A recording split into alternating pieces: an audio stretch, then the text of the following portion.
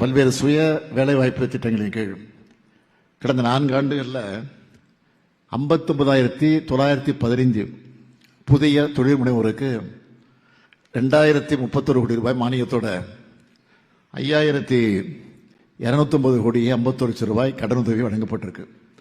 திராவிட முன்னேற்ற கழக அரசு என்றால தொழில் வளர்ச்சி தான். அதுலேயும் எம்எஸ்எம்இக்குன்னு அதிக முக்கியத்துவம் கொடுப்போம். அதனால தான் நாட்டிலேயே முதலாக 2008ஆம் ஆண்டிலேயே எம்எஸ்எம்இக்குன்னு தனிப்பட்ட பாலிசியை வெளியிட்டோம். அதேபோல் கடந்த 4 ஆண்டுகளில் முதலீட்டு மானியம், மின் மானியம், ஊதிய பட்டியல் மானியம், பின்முனை வட்டி மானியம்னு பல்வேறு இனங்களில் 19,931 எம்எஸ்எம்இ நிறுவனங்களுக்கு 1,381 கோடியே 91 லட்சம் ரூபாய் மானியமாக வழங்கியிருக்கிறோம். வேலைவாய்ப்பை உருவாக்குறதுல வேளாண்மைக்கு அடுத்த இடத்துல எம்எஸ்எம்இக்கள் தான் இருக்கு.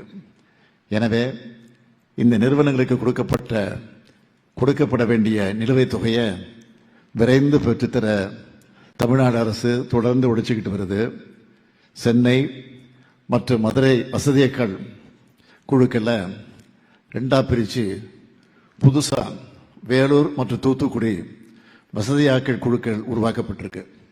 இது மூலமாக 794 எம்எஸ்எம்இக்களுக்கு வர வேண்டிய 127 கோடியே 3 லட்சம் ரூபாய் நிலுவைத் தொகை பெற்றுத்தரப்பட்டிருக்கு.